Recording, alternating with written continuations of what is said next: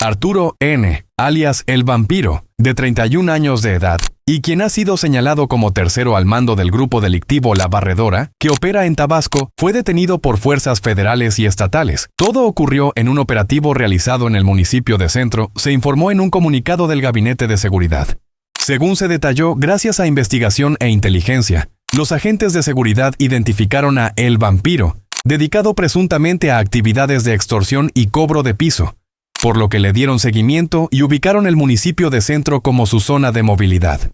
Esta es la escena. Un hombre tambaleándose, saliendo de una cantina con un fusil al hombro, en pleno centro de Tabasco.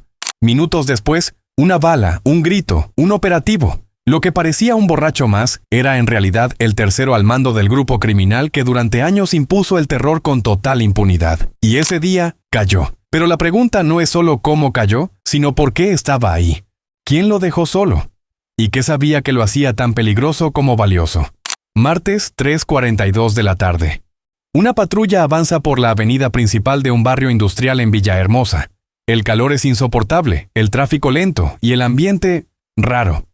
Una cantina sin nombre, con una lona deslavada colgada de 2 postes oxidados, anuncia micheladas y caldo de camarón. Un lugar como tantos en Tabasco, pero con algo fuera de lugar. Un hombre con un arma larga al hombro, saliendo tambaleante como si nada. Los oficiales se miran entre sí.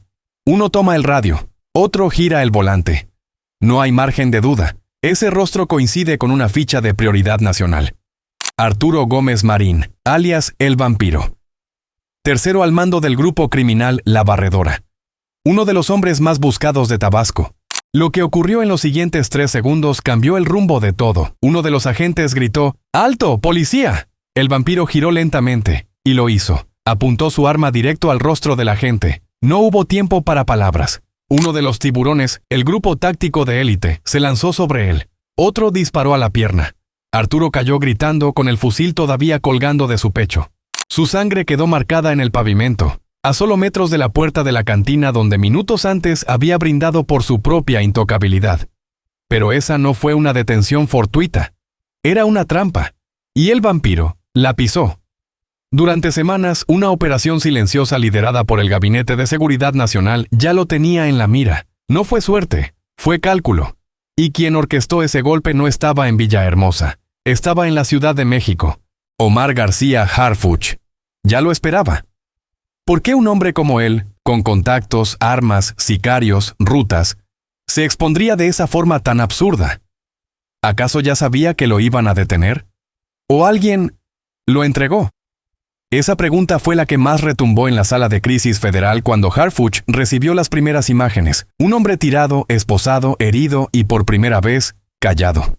¿Está vivo?, preguntó Harfuch después de ver las fotos. Sí, lo trasladan en este momento, respondió el coordinador de inteligencia. La orden fue seca. Asegúrenlo, que nadie lo toque. Este caso es nuestro. Lo que el país aún no sabía es que esa cantina era el punto final de una cadena mucho más larga. Durante años, Arturo Gómez Marín fue el rostro oculto de la violencia sistemática en Tabasco. Su nombre aparecía en carpetas por homicidios, extorsiones, desapariciones, pero jamás había sido detenido. Nunca un juez se atrevió a firmar su orden de aprehensión. ¿Por qué? Porque no era solo un criminal.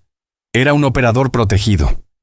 Un enlace entre el poder político y el crimen organizado. Un hombre que, según testigos, podía caminar armado frente a una patrulla. Y los policías bajaban la mirada.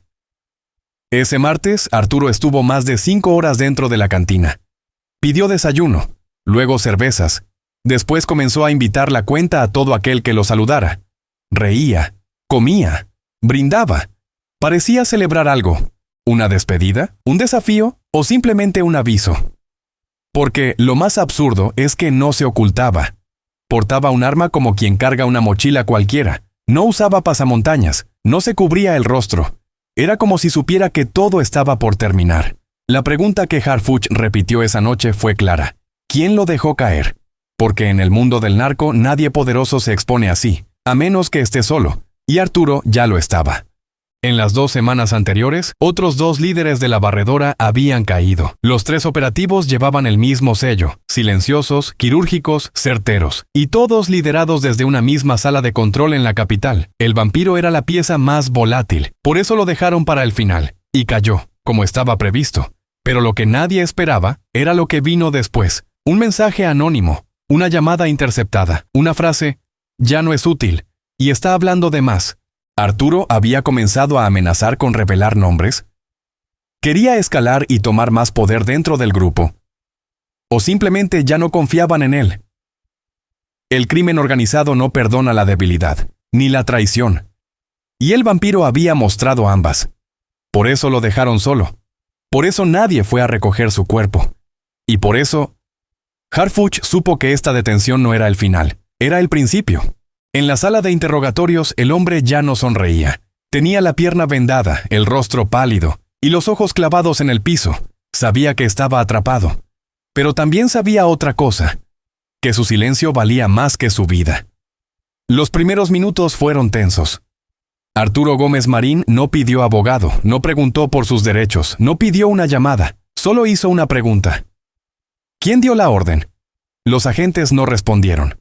Pero en ese momento, en otra sala, Harfuch ya estaba conectado por videollamada, observando cada movimiento del detenido. Sabía que no era cualquier criminal, era un operador, uno que había aprendido a sobrevivir negociando con información, y esta vez quería negociar su salida. Pero el problema no era lo que podía contar, era a quién podía señalar. Porque el vampiro no solo operaba con sicarios, operaba con licencias, con permisos, con blindajes, y esos blindajes venían desde dentro del sistema. Una semana antes de su captura, una conversación interceptada reveló algo clave. Si el viejo sigue hablando, nos va a tumbar todo. Ese viejo era Arturo. La conversación fue localizada en una zona rural de Cunduacán, entre 2 hombres relacionados con la red de halcones de la barredora. Uno de ellos, 2 días después, apareció ejecutado con un narcomensaje. Aquí no se traiciona. ¿Qué sabía el vampiro que lo hacía tan peligroso, incluso para los suyos? Según archivos de inteligencia, había sido testigo de reuniones entre líderes del grupo criminal y actores políticos en activo. Tenía ubicaciones, fechas, y lo más delicado, grabaciones. Durante más de 5 años, Arturo fue considerado el archivero del grupo, no porque usara computadora, sino porque guardaba todo en su memoria.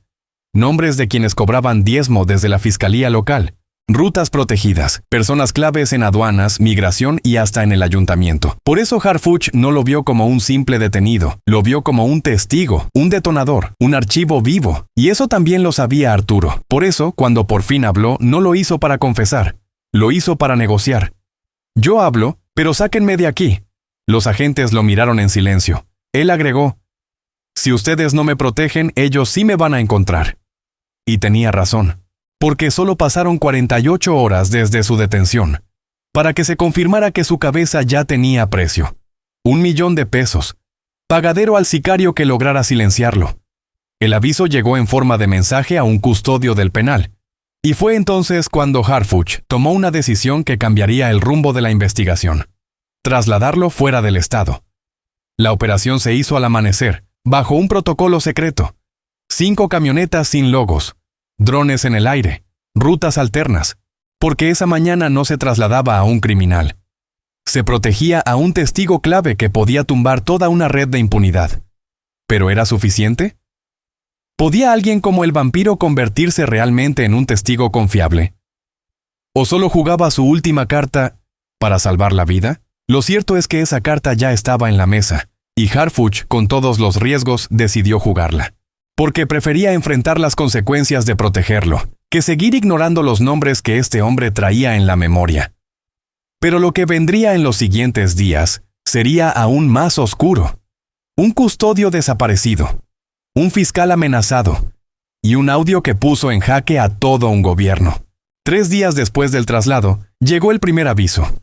Un custodio del penal de Villahermosa fue hallado sin vida, con un mensaje clavado en el pecho: por hablar con él. Esto no termina aquí. Las cámaras no captaron a nadie. Los registros de ingreso al penal estaban vacíos. Nadie vio nada, pero todos lo entendieron. El vampiro ya estaba haciendo temblar el sistema. y no por lo que decía dentro de la cárcel, sino por lo que había dicho antes de entrar. En una memoria SD entregada durante su traslado, Arturo reveló algo que muchos creían inexistente. Una conversación grabada con un exalcalde, pidiéndole ejecutar a un periodista. El audio era claro, sin interferencias, sin edición, y en él se escuchaba lo impensable. Ese cabrón ya preguntó demasiado. ¿Tú sabes qué hacer, no? La bomba explotó. La FGR fue alertada. Harfuch se comunicó directamente con la unidad de inteligencia financiera y pidió acceso inmediato a los movimientos bancarios del exfuncionario. Y lo que descubrieron fue todavía más turbio. Más de 12 transferencias en efectivo, por montos fraccionados, hechas desde una empresa de limpieza, que no existía. El rastro llevaba a un hombre con pasado en el DIF local, hoy empresario. Pero no solo era lavado, era pago por silencio. Entonces surgió la pregunta que nadie quería hacer en voz alta. ¿Hasta dónde llegaban los tentáculos de El Vampiro? ¿Y cuántos nombres más podía arrastrar en su caída? Porque lo que había entregado era apenas el comienzo. La memoria SD tenía otras carpetas. Una de ellas titulada «Favor de borrar si algo me pasa». Y ahí, los agentes encontraron una lista con nombres, fechas, ubicaciones y rutas de dinero. Rutas que conectaban a la barredora con políticos en Tabasco, Chiapas y Campeche. Era la red que Harfuch llevaba años persiguiendo. Una red que no solo cobraba vidas, cobraba elecciones, influía en decisiones, compraba silencio con miedo. Y ahora estaba documentada. Pero con cada dato que se revelaba, aumentaba el peligro. Ese mismo día, una unidad de inteligencia detectó que un grupo armado se había desplazado desde Macuspana hacia Cárdenas. El silencio se volvió una orden no escrita. Dentro del penal, nadie hablaba con Arturo. Ni custodios, ni internos, ni siquiera los nuevos psicólogos infiltrados del Estado. Porque sabían que hablar con el vampiro era quedar marcado, y no por la ley, sino por aquellos que habían vivido años gracias a su silencio. Pero Arturo ya había cruzado el límite. Un límite del que no se regresa. En la segunda memoria entregada por su defensa, venía un archivo titulado simplemente Reunión Villahermosa, Hacienda. En ese audio, Arturo menciona nombres que hicieron que el equipo de Harfuch detuviera todo. Nombres de candidatos actuales, de funcionarios en activo, de operadores de campañas, y uno en particular, un senador en funciones. El impacto fue inmediato. El círculo se cerraba. La barredora no era solo un brazo criminal, era un socio silencioso del poder. Y el vampiro, su memoria externa. El operativo cambió de nombre. Ya no era solo custodia de alto perfil. Pasó a ser Operación Cuarzo Negro, bajo vigilancia de Inteligencia Nacional. Harfuch solicitó reunión directa con la Sedena y se activó un protocolo reservado solo para casos de seguridad del Estado. En otras palabras, Arturo Gómez Marín se había convertido en un testigo demasiado valioso, y al mismo tiempo en un objetivo demasiado incómodo. Y lo que vino después nadie lo vio venir. La madrugada del martes, el penal se quedó sin luz por 3 minutos. Las cámaras dejaron de grabar. La conexión satelital se interrumpió. Cuando volvió, Arturo seguía vivo, pero en su celda apareció una nota escrita con sangre. Última advertencia, ya hablaste demasiado. Fue ese momento el que definió todo. Harfuch, junto con la Fiscalía General y la CEIDO, tomó una decisión que no se había aplicado en 11 años. Extraer a un interno de máxima peligrosidad fuera del país, con estatus de testigo protegido. El vampiro ya no pisaría tribunales, ni sería llevado a audiencia. Desde una ubicación secreta, que según fuentes podría estar en Colombia o Canadá, Arturo seguiría colaborando, pero nunca más sería visto. Y entonces comenzaron las consecuencias.